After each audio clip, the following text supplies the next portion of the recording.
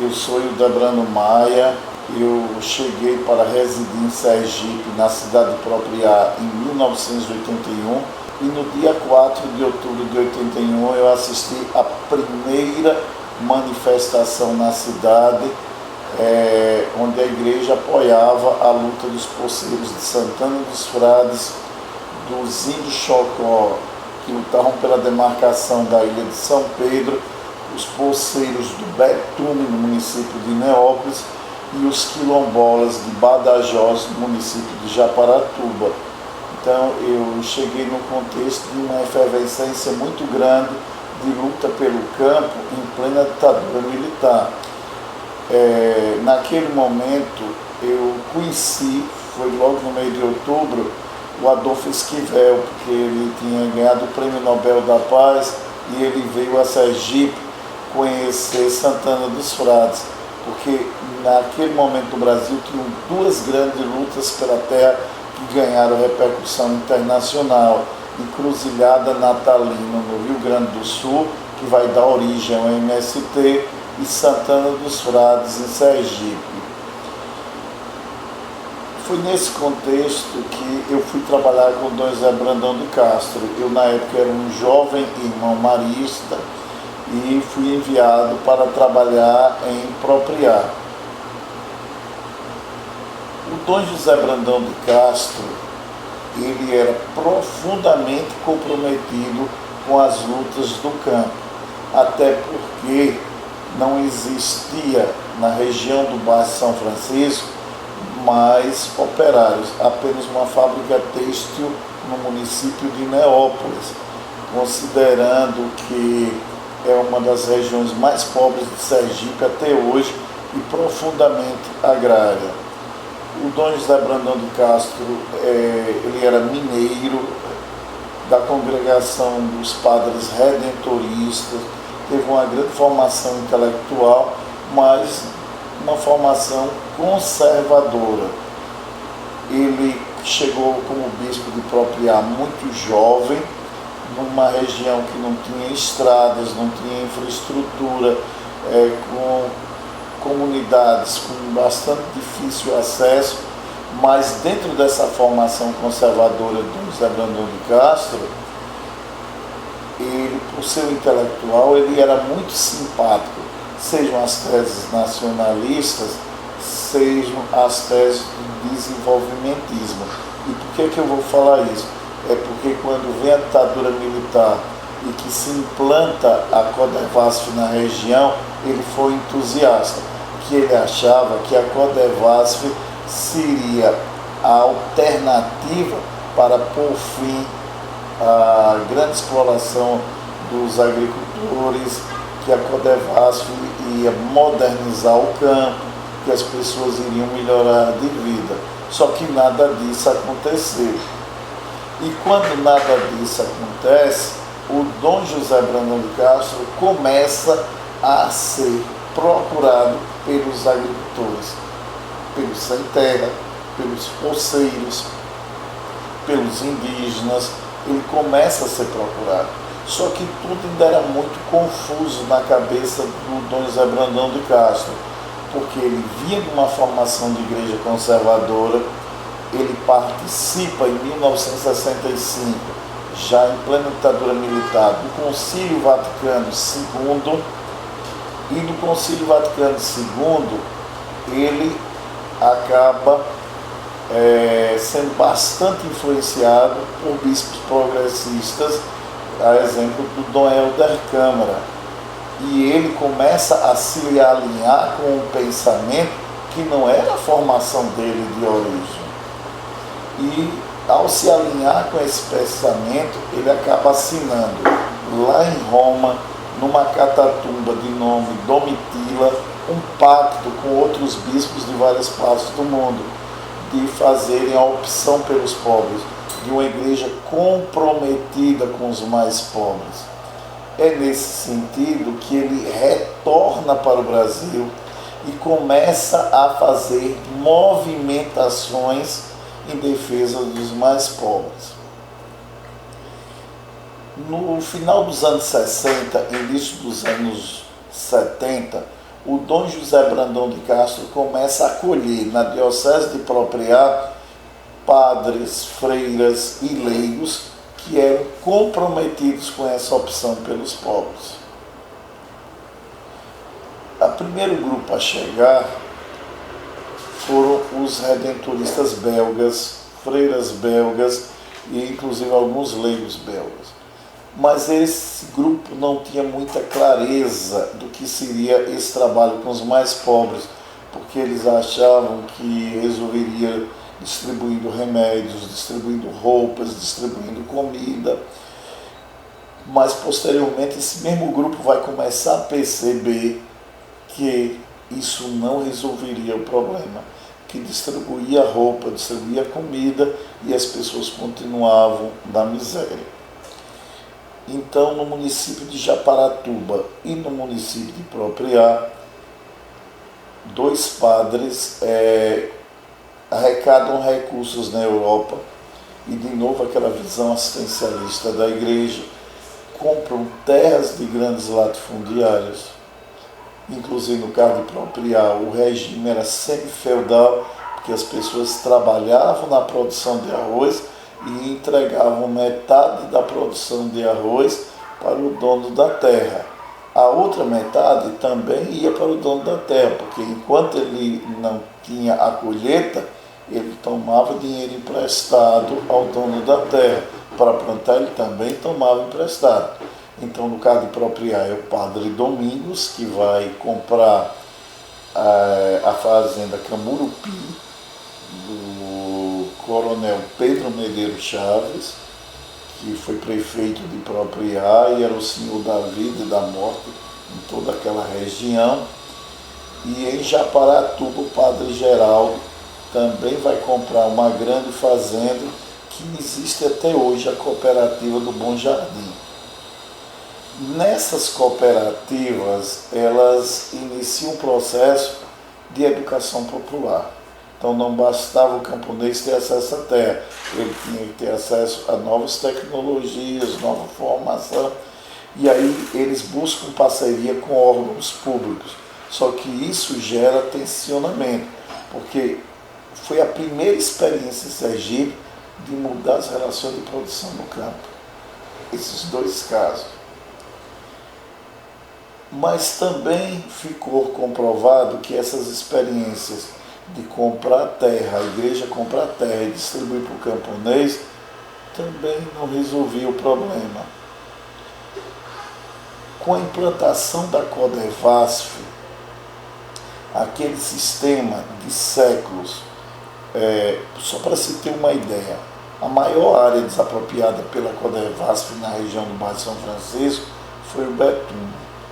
Dentro do betume existiam, e eu tive a oportunidade, porque eu visitava as famílias. Quando eu cheguei para trabalhar na Diocese de Propriá, eu ficava em Mundel da Onça, e a partir de Mundel da Onça nós visitávamos, às vezes íamos a pé ou a cavalo, porque não havia estradas, para comunidades como Flor do Brejo, Alto Santo Antônio, Betume, Areias e Fazendinha, todas aquelas comunidades, Tenórios.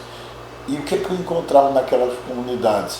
Eram povoados dentro de uma fazenda. Já pensou o que é isso? Uma fazenda com diversas povoações. E o que aquelas pessoas contavam? Que elas trabalhavam, até tem uma expressão muito interessante que eu aprendi na região, que era o dia de cambão.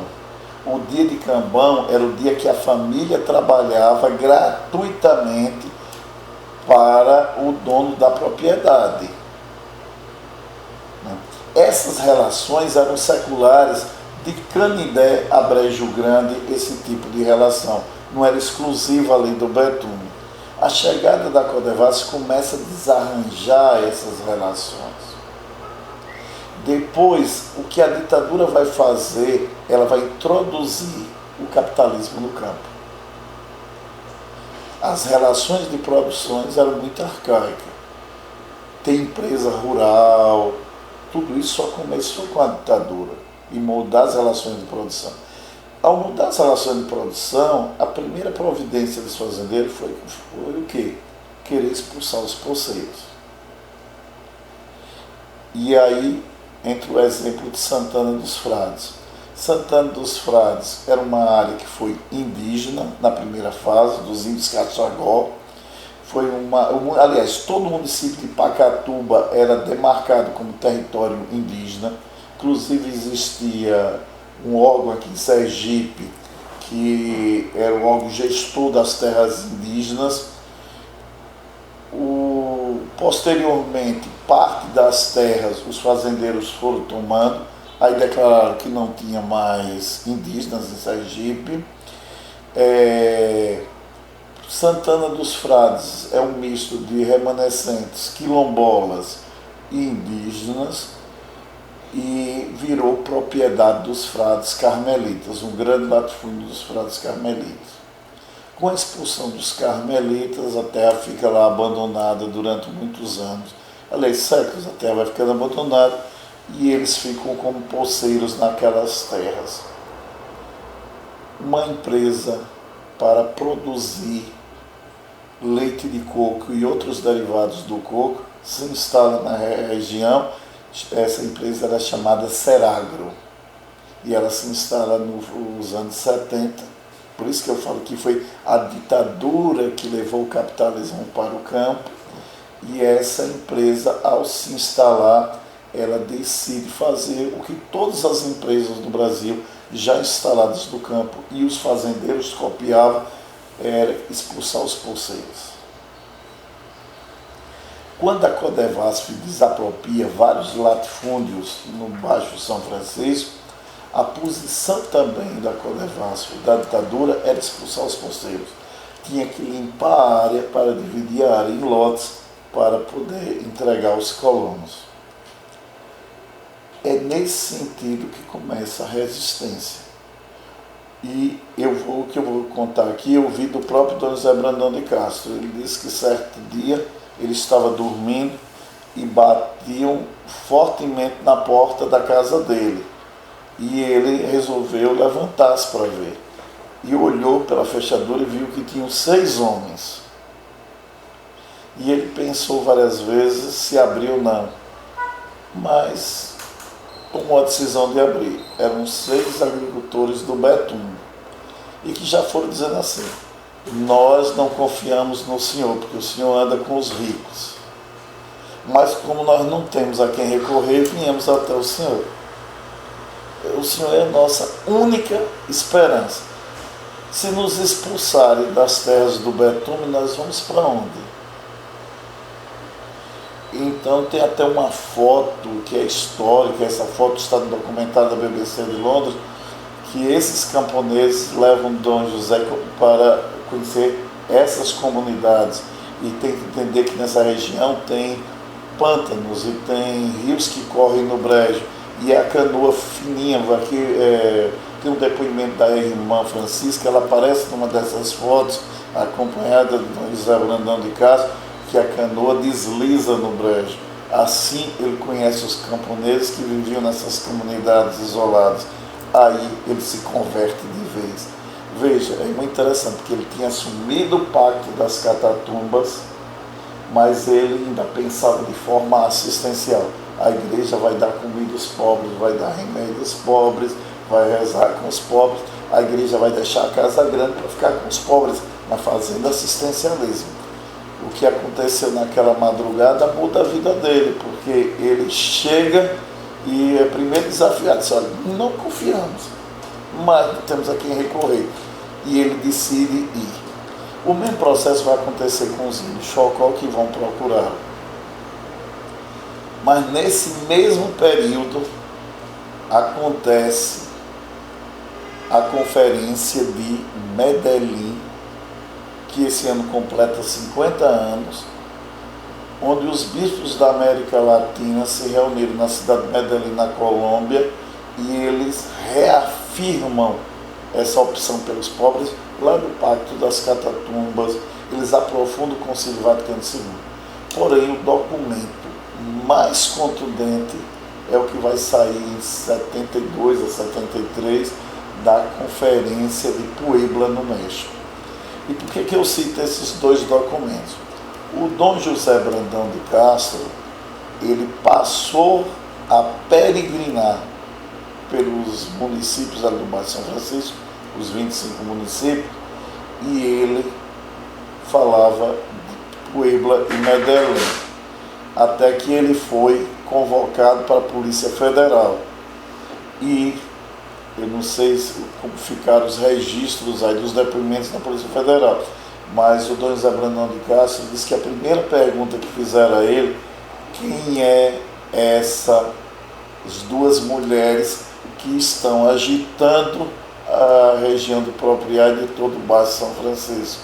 Quem são essas duas comunistas que o senhor trouxe para cá? E ele disse: mas eu não trouxe duas comunistas para a região. Eles trouxeram, uma se chama Medellín e a outra se chama Puebla, né? E isso o delegado da Polícia Federal aqui em Aracaju, né? É tão surreal, tão absurdo, né? Mas isso foi um fato. O Dom José Brandão de Castro, é preciso fazer aqui um registro, porque a ditadura não foi apenas militar, ela foi mais civil do que militar. E quando eu digo que ela foi mais civil do que militar, porque os militares eles foram usados pelo poder civil.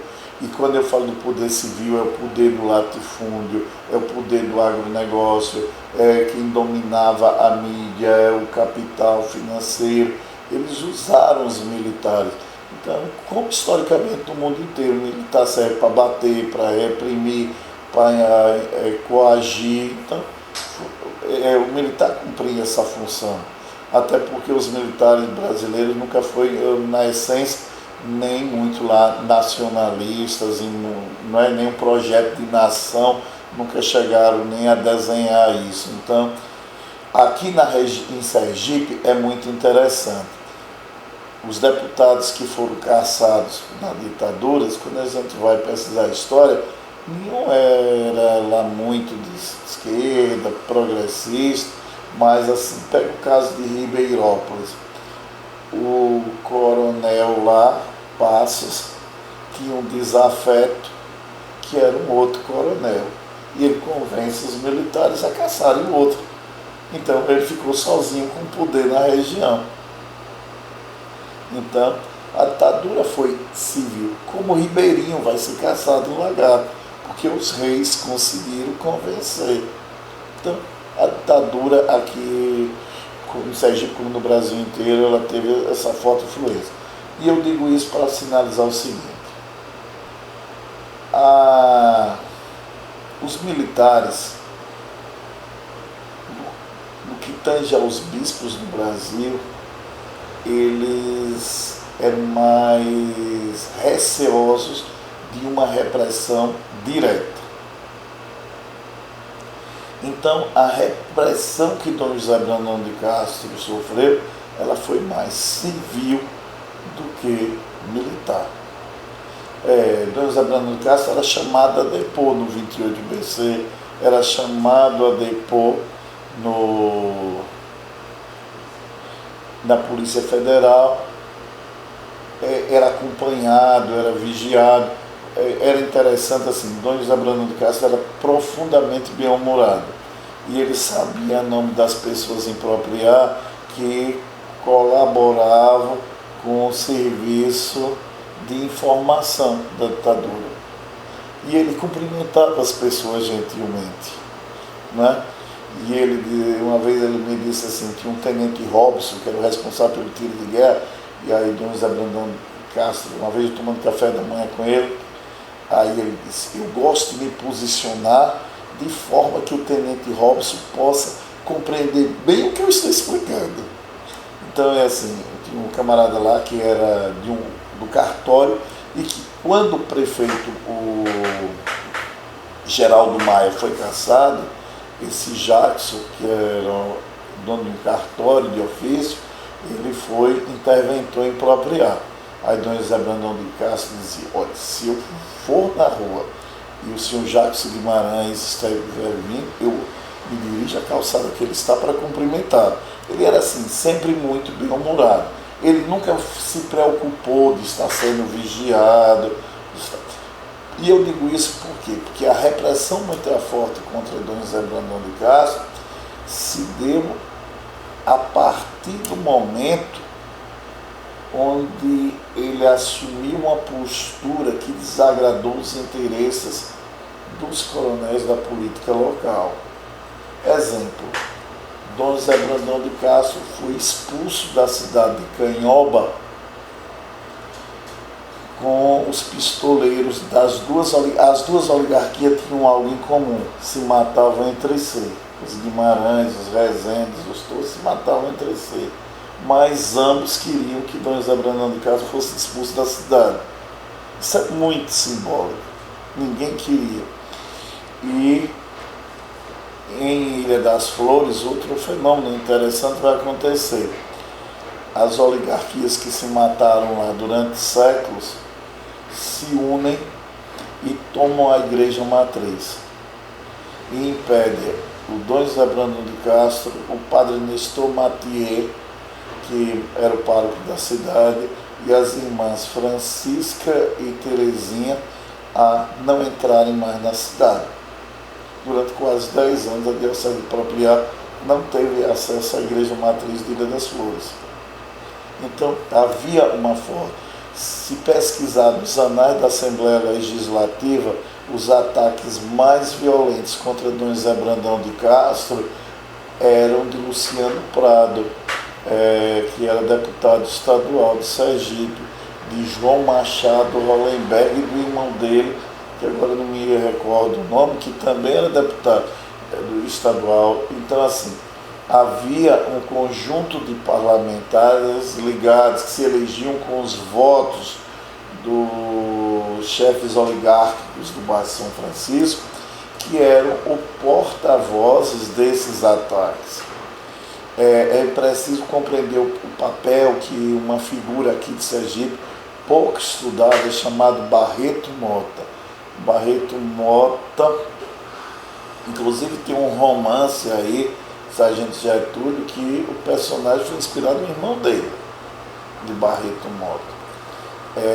O Barreto Mota, ele foi o agente repressor de vários governos. O governo de José Hollenberg Leite, de Augusto Franco, e serviu com mãos de ferro ao governo de Valadares, que hoje é senador de Sergipe. Foi o último a quem ele serviu. Então, Barreto Mota tinha um histórico de repressão. E eu cito Barreto Mota por quê?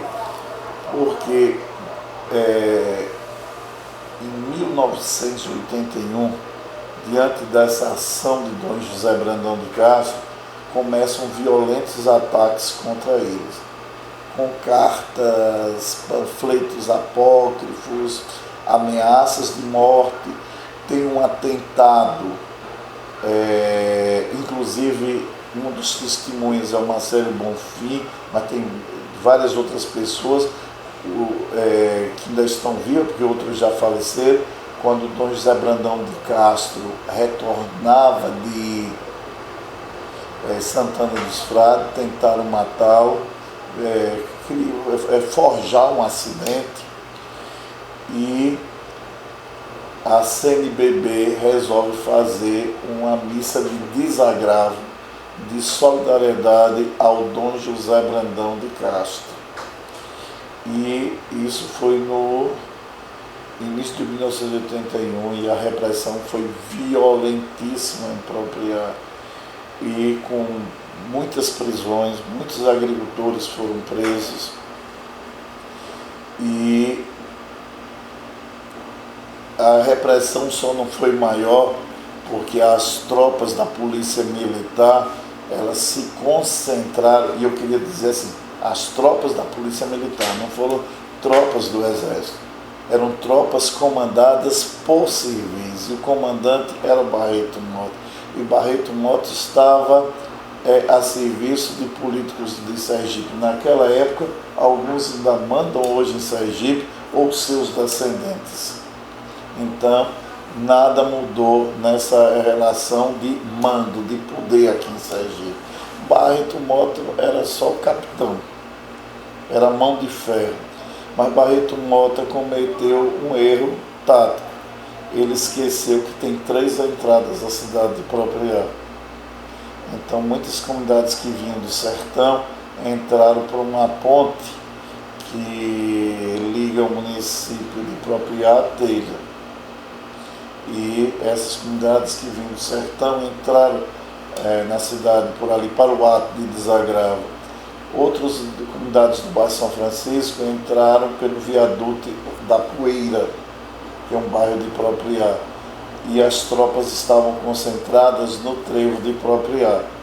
Só apanharam os agricultores, as comunidades que estavam ali localizadas. Vale salientar que nesse período, mesmo assim eles não sendo militantes de nenhuma organização de resistência à ditadura, mas assim, tinham 3 deputados do MDB que acabaram sendo porta-vozes para denunciar essa violência que era praticada na região. Um deles foi o Zé Carlos Teixeira, o outro, o Jackson Barreto, e o outro, o Nelson Araújo. Sendo que nesse episódio que eu estou falando, o Nelson Araújo foi inclusive espancado e preso. As ações de repressão, elas foram se multiplicando na região. E aí, essa repressão contou com o instrumento legal de um juiz de direito, que foi o Francisco Novaes. Então, o Francisco Novaes ordenava. Ele chegou um momento que ele acumulou a maioria das comarcas da região. Isso é incrível, fica até difícil de se entender hoje que diversas comarcas, de Porto da Folha a Brejo Grande, nós tínhamos um único juiz. Uma região inteira era um único juiz. Isso se explica porque Novaes mandou matar um promotor de justiça, foi julgado, condenado e não foi para a cadeia. Porque firmou-se um pacto também com o Tribunal de Justiça. Novaes mandava queimar acampamentos de sem terra, como queimou de Pedras Grandes. Novaes mandava destruir plantações e reprimir. Hoje eu fiz referência, quando cheguei, a irmã Hermínia, eu e a irmã Hermínia e Margarete, fomos detidos, mais 6 agricultores, no brejo do Pipiri, que é uma comunidade de Neópolis, e aí de novo volta o agronegócio, porque o que é que nós tínhamos ali nos tabuleiros costeiros? Comunidades de pequenos agricultores, muitas extrativistas. O que foi que aconteceu a partir da década de 70 com a ditadura? Esses tabuleiros costeiros com toda uma vegetação e uma fauna específica, uma flora específica que só existe no tabuleiro costeiro. Hoje isso está sendo extinto em Sergipe. As máquinas destruíam para o plantio da cana-de-açúcar. E aí é nesse contexto que o Dom José Brandão de Castro ele está inserido.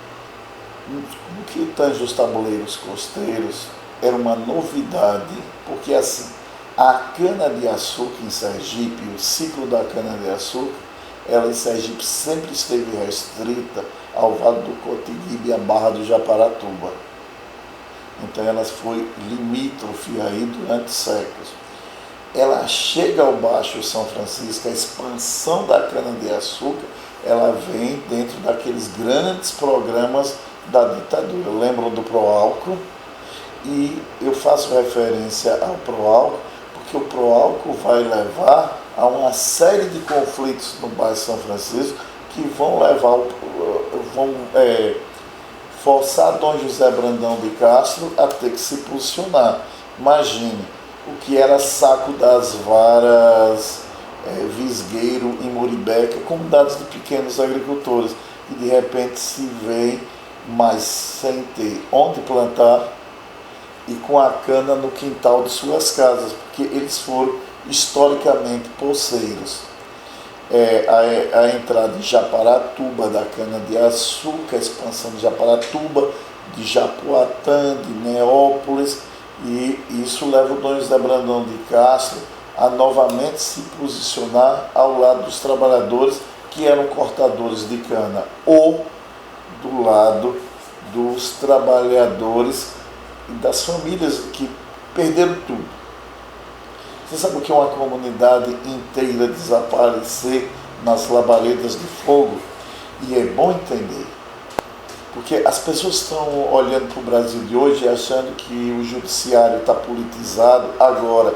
Isso não é verdadeiro, isso é falso na história do Brasil. O judiciário sempre foi um braço do Estado, o judiciário sempre foi um braço de quem tem poder econômico, político, do mesmo jeito que a igreja sempre foi. O Dom José Brandão de Castro, ele chegou para ser esse braço do latifúndio enquanto bispo. A história que o colocou para o outro lado, a formação intelectual dele, humanística, que o sensibilizou diante de uma miséria profunda.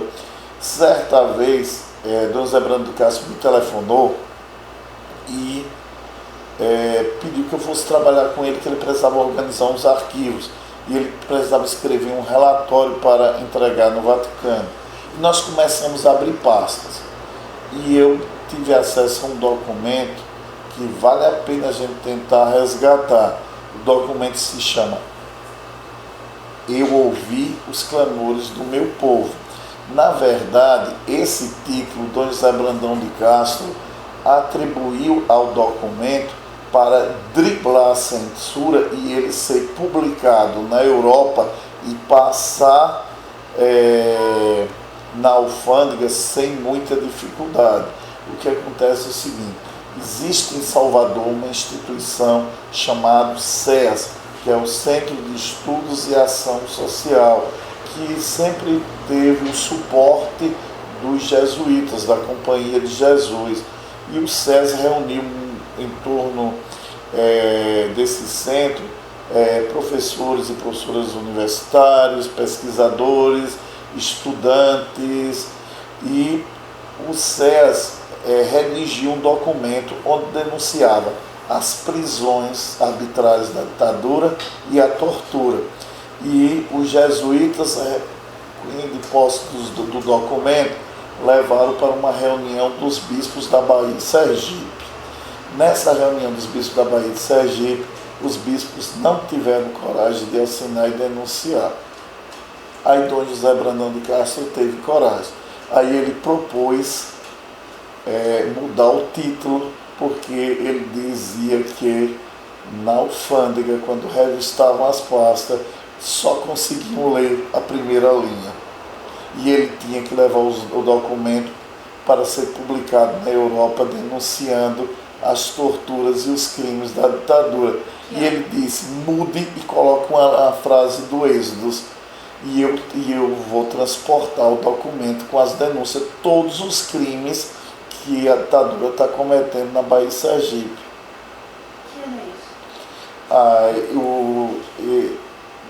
Nos anos, acho que foi 77, 78, que ele transporta, eu não sei exato, mas foi entre 77 e 78, onde o Dom José Brandão de Castro ele vai inicialmente para a Bélgica, mas depois para a Itália, França, ele passa na Suíça e Alemanha, e ele, em cada país desse, ele vai denunciando e deixando cópia do documento. E os militares ficaram loucos, como é que vaza um documento com denúncias tão detalhadas? E ele estava correto. Na alfândega só iam ver a primeira página. Quando abriam a mala, que olhavam, eles colocam uma frase do Êxodo e eles não vão ler o documento inteiro. Então eu passo tranquilamente com a denúncia. Ele foi o único bispo a fazer. Mas a partir daí foi... E por que eu cito agora esse documento? É para entender que ele passa a ser mais vigiado de perto e mais controlado pelo sistema de informação a partir daí. Então ele passa a ser mais controlado, porque ele teve coragem de driblar. Tem o Dom José Brandão de Castro, eu quero fazer referência aqui a 2 episódios. Quando ele volta da Europa, que ele faz essas denúncias todas, o cardeal de São Paulo, Dom Paulo Evaristo Arnes, o convida para repetir aquelas denúncias no teatro da PUC em São Paulo, lá no bairro das Perdizes, se chama Tuca, né? E o Dom José Brandão de Castro foi. E ele falou para muitos estudantes, professores, intelectuais, jornalistas, e lá sim, a repressão cercou, mas não era muito comum a repressão cercar a PUC, né? Então cercou, teve repressão, e o Dom José Brandão de Castro, ele conhece lá uma moça de nome Celeste. Quando termina, ela vem conversar com ele. Ele disse: olha, quero começar dizendo que eu não sou católica, não tenho religião, mas eu não aguento mais ser preso e torturado. Tudo que o senhor falava lá acontece comigo. Eu já não estou mais nem fazendo militância, porque eu já não aguento mais tanta prisão. E todas as vezes que o doicode dá uma batida, eu sou levado à presa de novo. E ela retira a blusa e começa a mostrar a ele as marcas no corpo dela.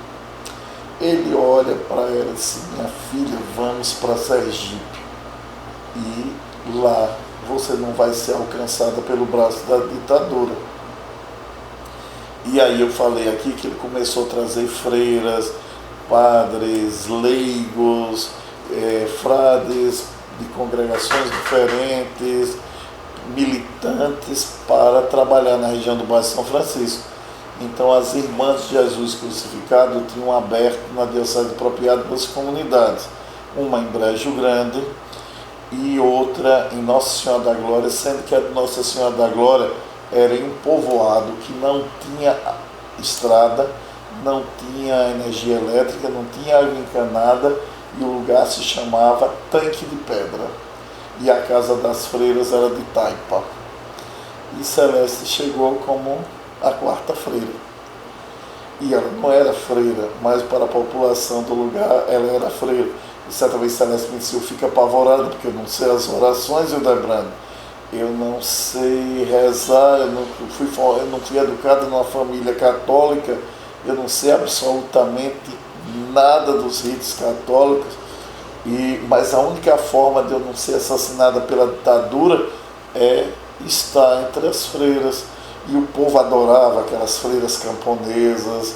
Uma delas, depois da ditadura, vai ter a ser eleita provincial da congregação delas, a irmã Vera. E Celeste estava lá entre as irmãs, e ela começa, as irmãs tem um ato muito interessante. Depois eu vi a foto de Celeste no jornal e ela ficou apavorada de ser reconhecida, porque o Mário Andreasa, houve uma seca muito grande em 1982, e aí o Mário Andreasa era ministro do interior do governo Figueiredo, e o governo Figueiredo criou as frentes de serviço, e o povo apelidou a frente de serviço de Mag e Nu, que era magro e nu.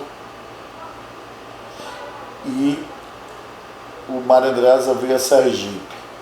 E então a Diocese de Propriedade tomou a decisão de bloquear a passagem do Mário Andreasa em vários lugares por onde ele ia passar, e forçar ele a ouvir o povo e ver que aquele valor irrisório da frente de serviço não dá para as famílias sobreviverem na seca, que as famílias, dificilmente as bolsas de alimentos chegavam até aquelas famílias.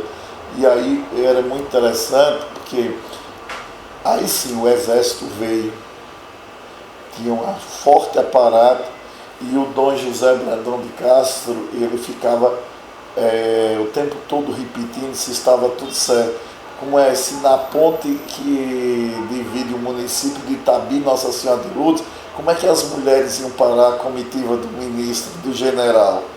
Olha, e está tudo certo, e está seguro, e são milhares de mulheres mesmo que vão parar, como foi a parada do ministro. E ele foi abordado em vários lugares, o que era para ser algo espetacular do governo Figueiredo, socorrendo os flagelados da grande seca, virou grandes atos de protesto. mesmo com muita repressão, mesmo que em Nossa Senhora de Lourdes, Marieta, que já faleceu, foi arrastada pelas ruas pela família Andrade, que continua mandando em Lourdes até hoje, né? Do qual o Ulisses Andrade, que é o Conselho Tribunal de Contas, é descendente. Então, veja, uma mulher, Marieta, fantástica. A Marieta, ela era ligada ao Centro de Estudos Bíblicos, CEBI, Centro Ecumênico. Ela fazia uma leitura popular da Bíblia e liderava a luta das mulheres camponesas. Não era casada e não tinha filhos, ou seja, ela ia contra todos os padrões vigentes, e essa mulher lidera as mulheres, ela barra a passagem de um general, e é fantástico. E era muito interessante. Eu estava num ônibus e João Alves chama a comitiva, os bispos, para acompanharem e se encontrar com a comitiva do general. E foi combinado que Dom José Brandão de Castro, em Poço Redondo, na altura da Barra da Onça, faria o ônibus parar. E meu papel era pedir ao motorista que parasse para um padre subir. E quando pedisse para o padre subir, né, e Dom José de Castro dizia para o governador João Alves Filho, que tinha sido eleito governador em 82, isso foi ano de 83 já, aí o Dom José Brandão de Castro dizia: olha, eu preciso que o Frei Enoque nos acompanhe na comitiva, porque somente estava eu e o Dom José Brandão de Castro. Não sabia João Alves que tinha uma multidão de camponeses na Caatinga dispostos a bloquear a estrada. E como é que evitava a repressão? Já que tinha os batedores do Exército, Polícia Federal e tudo mais. Eram as pessoas ficando na Caatinga. Não era o deserto que é hoje, não. Ainda não tinha havido o desmatamento. Porque até mesmo assim, às vezes os camponeses são acusados de terem desmatado. Desmataram mesmo, é verdade, mas desmataram para sobreviver. Venderam madeira em troca de um pão de comida. Isso é lamentável, mas foi assim que houve o desmatamento. E o Dom José Brandão de Castro, ele ficava aflito, porque ele aceitava participar das ações de luta do povo, mas ele ficava com muito medo se ia dar certo ou se não ia dar certo. Ele tinha medo da repressão. A preocupação dele é se ia lograr êxito. E ele ficava repetindo o tempo todo se estava tudo planejado, se as coisas iam acontecer. Porque era fantástico. Ele, o Dom José Brandão de Castro, ele, imagine um acampamento de sem terra no município de Poço Redondo, numa comunidade chamada Pedras Grandes. Novaes manda queimar tudo. Os animais são queimados vivos, tudo. As pessoas saíram com a roupa do corpo e ainda apanharam. Porcos, galinhas, cabras, tudo é queimado vivo.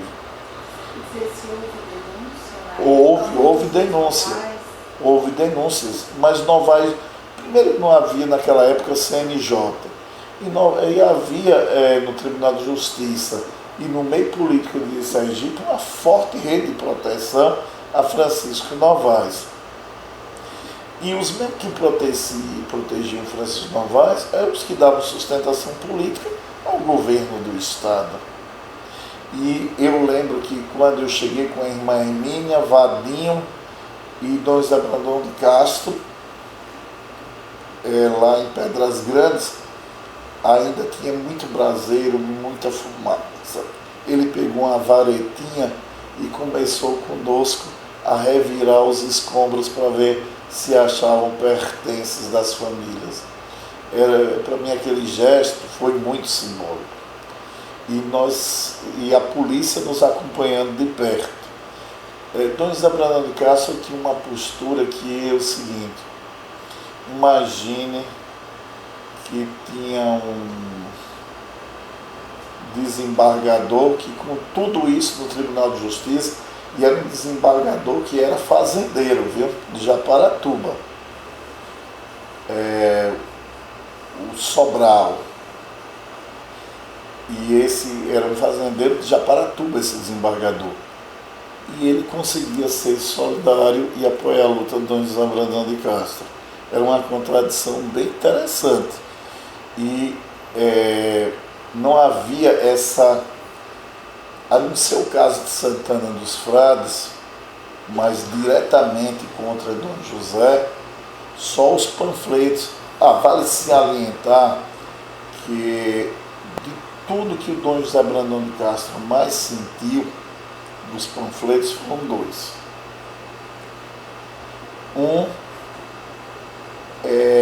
Foi o primeiro, que foi distribuído em toda a região, e é um texto assinado pelo ex-presidente do Supremo Tribunal Federal, Carlos Aires de Brito, que é intitulado O Bispo e o Coronel. Mas também Carlos Brito foi quem fundou em Sergipe a seccional da Escola Superior de Guerra. E ele faz a defesa, o Carlos Brito, do coronel que grilou as terras dos índios, o João Fernando de Brito, que era avô dele, e o Carlos Brito ataca de forma violenta o Dom José Brandão de Castro. Outro episódio de ataque, e nesse sentido eles usaram a TFP. A TFP, que não tem ramificações em Sergipe, foi trazida, financiada a vida dela, e ela percorreu diversas cidades de Sergipe, distribuindo um cordel. Veja, o cordel não era uma linguagem da TFP. A TFP foi contratada para fazer o serviço, mas não era linguagem. Basta ver quem acessar até hoje os sites da TFP Tradição, Família e Propriedade, né? Lá do Plínio Salgado, não vai encontrar nenhuma referência a eles utilizarem instrumentos da cultura popular para divulgarem sua doutrina. Mas esse cordel era um livrinho, e nesse livrinho o título era O Anticristo. E a foto da capa era Dom José Brandão de Castro com ponta, rabo e tridente. E o texto era dizendo que ele era um bispo comunista, que ele pregava ideias do demônio, essas coisas. Esse fato vai resultar em 1983 num grande ato de protesto em Propriá, com a presença de vários bispos, intelectuais de várias partes do Brasil, que também foi um ato de desagravo. Apesar do forte aparelho de repressão, da polícia acompanhando, do exército, os espiões do SNI, mas não houve uma repressão direta como a de 2 anos anteriores, porque a outra caso houve uma repressão muito ruim. E eu queria chamar a atenção o seguinte: essa repressão de 1981, quem era o governador de Sergipe era Augusto Franco. Após essa repressão violenta de 1981, essa repressão atendia os interesses das bases políticas do governo Augusto Franco. Mas Augusto Franco entende que aquilo lhe gerava um desgaste político para ele. Aquilo dali desgastava a ditadura do qual ele era signatário, tanto é que a família dele vai montar todo o império de comunicação aqui em Sergipe com a ditadura, e Augusto Franco vai tomar algumas medidas. Uma medida: o governo de Sergipe compra a ilha de São Pedro. A ilha de São Pedro, ela foi comprada à família Brito por Augusto Franco. em plena ditadura militar. A desapropriação e a demarcação da Caiçara vai ser pós-ditadura militar. Então a primeira conquista dos índios Chocó foi a área restrita da ilha. Isso, a primeira providência de Augusto Franco. Segunda providência de Augusto Franco, ele compra grandes latifúndios, de novo dos Machado Hollenberg, no município de Japoatã, e implanta projetos de colonização. Aí vai em Ladeirinha A, Ladeirinha B, só que assim, até hoje uma tragédia. Imagine o agricultor do sertão, acostumado com a terra fértil, mas no semiárido. Ele sai do sertão, onde ele plantava milho, feijão, abóbora, para plantar maracujá na areia. Um terreno arenoso e não propício para esse tipo de agricultura em ladeirinhas. Então, Augusto Franco, para distensionar algumas regiões, ele começa, mas eu estou citando esse exemplo, mas não foi o único. E aqui eu quero salientar que essa mesma política de Augusto Franco vai ser dada continuidade por João Alves. João Alves vai comprar terras e implantar projetos de colonização. E aí eles vão captar recursos do Banco Mundial. Era uma tentativa de distensionar em Sergipe. Aí vão ter projetos em Tobias Barreto, a barragem do Beberibe, Ribeira em Itabaiana, vários projetos de colonização vão começar a se espalhar para o Sergipe. O que é que Augusto Franco faz nesses projetos? E o João Alves também. Ele faz a transposição de culturas. Imagine que o governo de Sergipe compra um dos maiores latifúndios que tinha em Sergipe, que é algo que nunca foi investigado, porque assim, simultaneamente, João Alves compra para o governo do estado, na mesma data, a fazenda Califórnia em Canindé de São Francisco, isso lá em 1983, implanta o projeto Califórnia e compra a fazenda Jundiaí para propriedade particular em propriar, mas todas do mesmo dono. Simultaneamente, o mesmo dono comprou uma fazenda que era particular e outra para o governo do estado, em Canindé de São Francisco, para implantar o Califórnia. E o que foi que João Alves fez e que Augusto Franco fez? Os dois fizeram a mesma coisa. Eles pegavam agricultores de regiões diferentes e levavam para regiões diferentes. Imagine chegar agricultores de Itabaiana e Malhador para receberem um lote em Canindé. A maioria desistiu. Eles não estavam acostumados com o semiárido. A realidade era outra. E eles começavam a vender os lotes e diziam, não, mas o agricultor não quer nada. Ele não quer nada porque, imagine, quem está acostumado a plantar verduras e legumes no agreste, ele não conseguia se adaptar ao semiárido. Aí traziam as pessoas do semiárido e colocavam na ribeira em Itabaiana. E por que faziam isso? Para ver se desconstruía a organização popular no campo. Porque quando tem transposição de culturas, as pessoas demoram a se readaptar. E isso era fortemente denunciado por Dom José Brandão de Castro. Mas eu quero algo salientar aqui, que a maior violência que o Dom José Brandão de Castro enfrentou, física, pessoal, fora o atentado e a expulsão de Canhobe e de Ilha das Flores, foi a invasão da Catedral do Propriar. E o prefeito de Propriá era o Toninho Brito. E o conflito com os índios Chocó envolvia o Toninho Brito.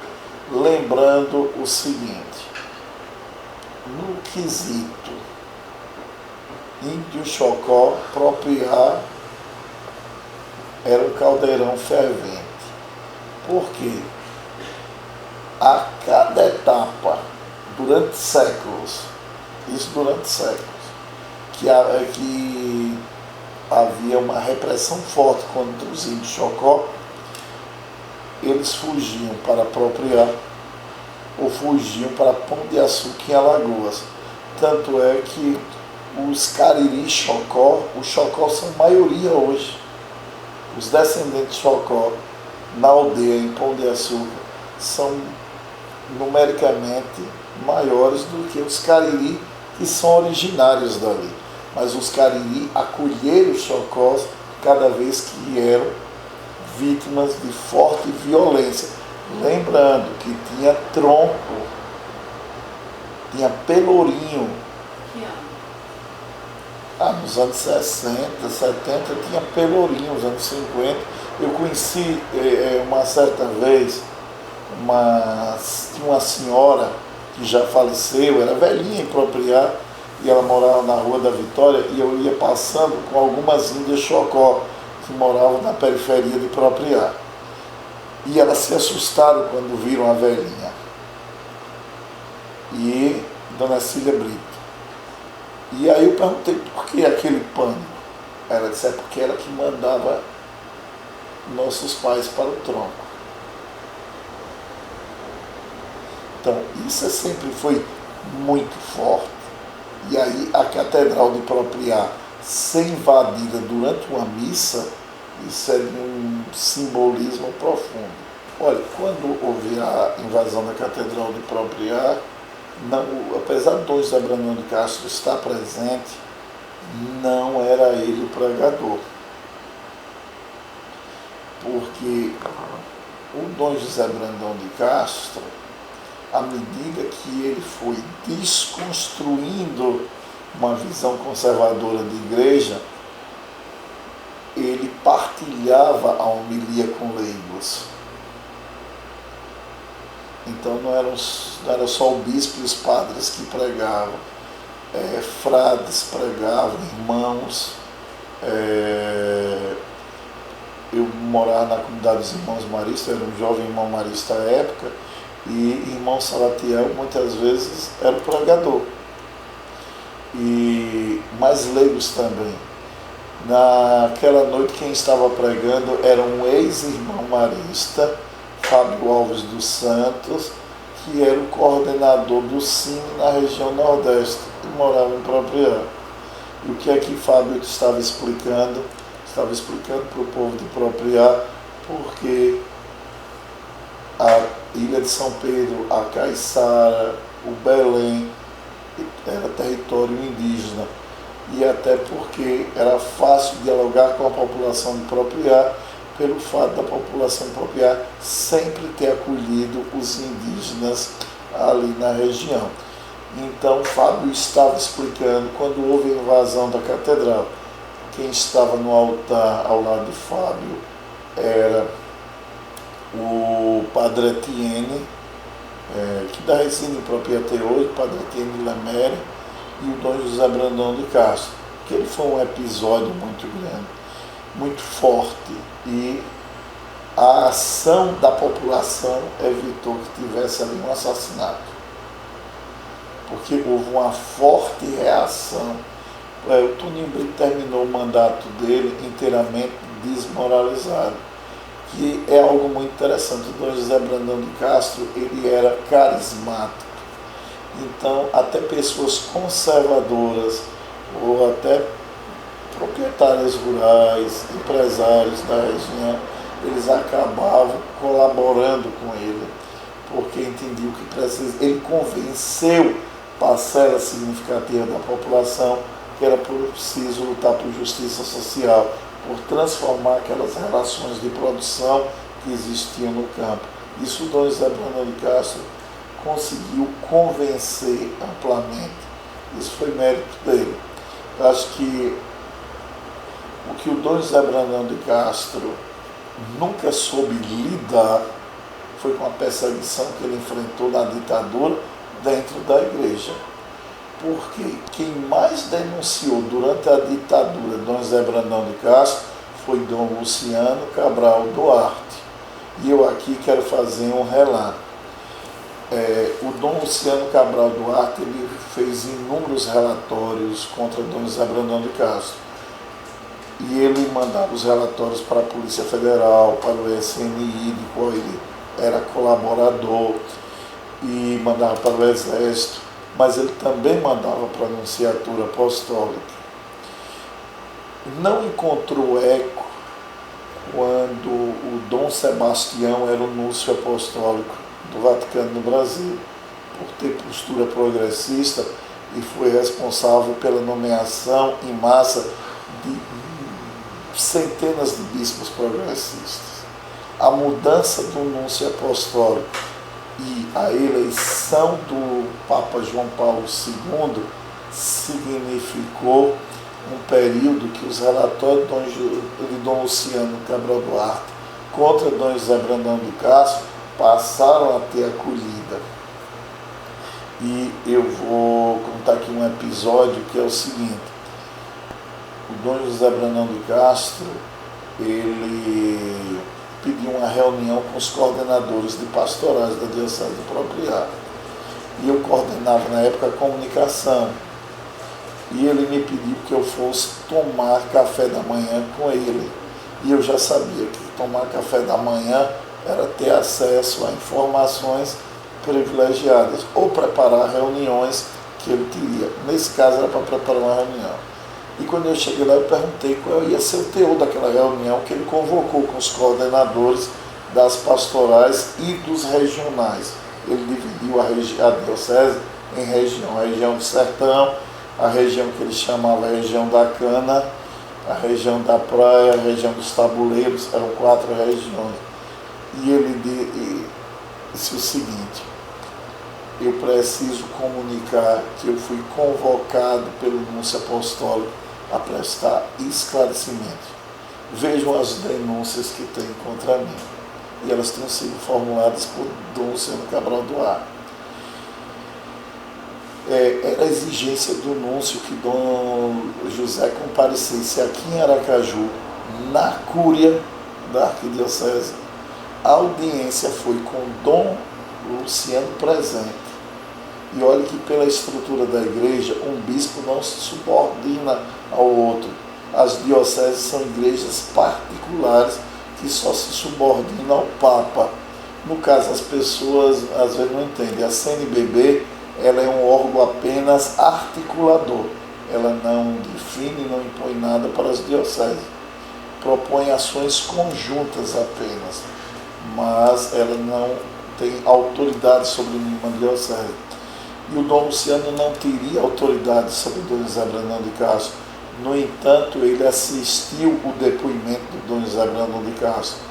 E todas as acusações não eram teológicas, exceto uma que era uma bobagem, que Dom José Brandão de Castro permitia nas celebrações cálices de madeira, cálices de barro, cálices de pedra, quando o ritual romano tradicional exige aquele cálice dourado, e que é algo bastante distante da realidade do povo pobre e simples.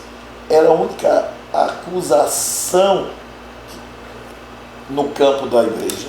Todas as acusações eram voltadas para a atuação dele na defesa dos mais pobres. E Dom José Brandão de Castro, após terminar esse depoimento, ele dirigiu-se para o município de Porto da Folha, numa comunidade chamada Lagoa do Rancho, onde acontecia uma missão popular. Mas ele voltou em pânico. E aí eu vou finalizar contando os 2 episódios do pânico dele. Quando ele chegou, ele ia celebrar a missa de encerramento das Santas Missões. e ele percebeu que só existia ali naquela comunidade um cálice de pedra. E um carro teve que ir apropriar, buscar um cálice dourado, porque ele se negava a celebrar utilizando o cálice de pedra. De tão forte que tinha sido a pressão, a tortura psicológica que o núncio apostólico e o Dom Luciano Cabral Duarte exerceram sobre ele. Mas ele dormiu numa casa de agricultores, lá em Lagoa do Rancho. E durante a noite ele teve um pesadelo. E o pesadelo, ele gritava assim durante a noite: como é que pode um cristão denunciar outro cristão? Como é que um cristão pode perseguir outro cristão? E ele acordou a família inteira e as pessoas. E dormia na mesma casa que ele e o irmão Salatiel, que era um irmão marista que está também ali naquelas Santas Missões. O irmão Salatiel foi para o quarto que Dom José Brandão de Castro estava, lá nesse povoado, e tentou acalmar. E ele somente chorava. Aí ele começa a contar na frente da família como ele tinha passado o dia depondo diante do núncio apostólico sobre as acusações dele de atuar na defesa dos camponeses do Bar São Francisco.